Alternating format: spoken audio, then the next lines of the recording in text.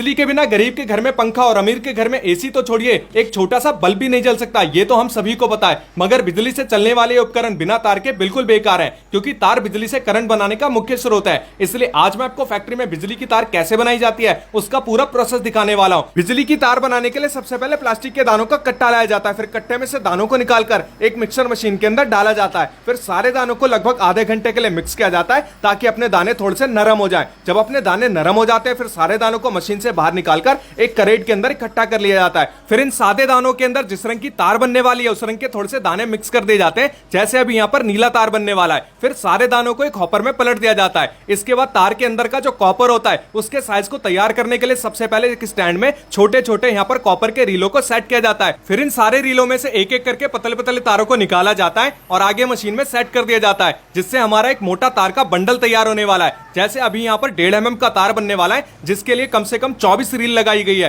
तो ये देख सकते हैं मशीन में इस तरीके से सारी पतली पतली जो रीलें होती हैं वो आगे बढ़ती रहती हैं, जिससे हमारा एक मोटा पूरा बंडल बनके तैयार हो जाता है। जब अपना बंडल बनके तैयार हो जाता है इसे मशीन से बाहर निकाला जाता है। फिर इस बंडल को उठा के एक दूसरे वाले स्टैंड में सेट किया जाता है। इसके बाद यहाँ से तार बनाने का जो मेन प्रोसेस है वो भी स्टार्ट हो जाता है, जिसके लिए भैया ने तार के बंडल में से तार को निकाला है और इसको तार बनाने वाली मशीन के डाई में सेट कर दिया है। जिस भी साइज की तार बनने वाली होती है उसी साइज का यहाँ पर डाई भी सेट किया जाता है और इसको हॉपर वाली मशीन के साथ जोड़ दिया गया है। फिर इसके नीचे हीट लगा दिया जाता है। अब इस कॉपर के तार को एक पुराने वाले तार के साथ जोड़ा जाएगा, बांधा जाएगा, ताकि इस कॉपर के तार को आगे खींचने में मदद मिले। फिर डाई को अच्छी तरीके से हॉपर वाली मशीन के साथ जोड़ दिया जाता है। मशीन का सारा सेटअप होने के बाद कॉपर के ऊपर जो प्लास्टिक होता है उसको चढ़ाने के लिए सबसे पहले मशीन में से प्लास्टिक का एक वेस्ट निकलता है, जिसको तोड़ के अलग कर दिया जाता है। फिर प्लास्टिक का जो सही शेप होता है वो कॉपर के ऊपर इस तरीके से चढ़ने लगता है और पीछे से भी मशीन को चालू कर दिया जाता है, जहां से अपनी कॉपर की जो तार होती है वो इस तरीके से मशीन में आगे बढ़ती रहती है और प्लास्टिक के साथ मिक्स होकर तार का शेप लेती रहती है। अभी आपको लग रहा होगा कि तार के ऊपर जो ये नीली प्लास्टिक है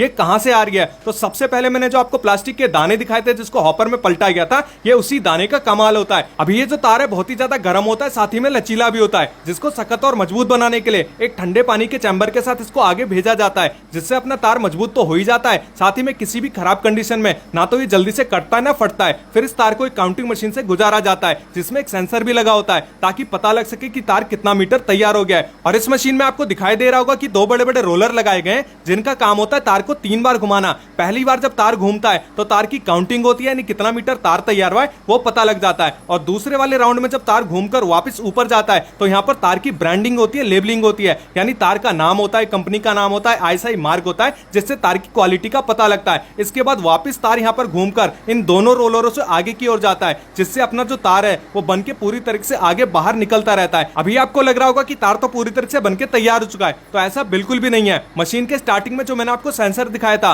वो सेंसर मशीन में तय करता है कि कितने मीटर का यहाँ पर तार बन चुका है। उसके बाद मशीन में एक बजर बजता है, जिससे भैया को पता लग जाता है। फिर भैया आते हैं, फिर तार को काटकर अलग कर देते हैं। फिर जितना भी अपना तार तैयार होता है इसका बंडल तैयार करने के लिए भैया इसको बंडल वाले डिपार्टमेंट में भेज देते हैं, जहां से इसका बंडल तैयार होने वाला है। और जितना भी मैंने आपको प्रोसेस दिखाया था ये प्रोसेस सबसे ज्यादा आसान होता है, यानी इसमें कुछ नहीं करना, सिर्फ तार का बंडल तैयार करना है। मशीन के अंदर इसको लगा दो और तार अपने आप बंडल बनके तैयार हो जाता है। 90 मीटर का यहाँ पर एक बंडल तैयार किया जाता है और जब बंडल तैयार हो जाता है इसके ऊपर लेबलिंग की जाती है, ब्रांडिंग की जाती है और 4 हिस्सों में इसको बांध दिया जाता है। इसके बाद मशीन से इसको बाहर निकाला जाता है। अब इसको पैकिंग वाले डिपार्टमेंट में आगे भेजा जाएगा। तो आज मैंने आपको दिखाई कि आपके घर में इस्तेमाल होने वाली बिजली की तार फैक्ट्री के अंदर कैसे तैयार की जाती है। तो अगर आपको वीडियो पसंद आई है तो वीडियो को लाइक करिए, कमेंट करिए और अपने दोस्तों के साथ जरूर से शेयर करिए। और ऐसी और वीडियो देखने के लिए हमारे चैनल को भी फॉलो कीजिए। Thank you.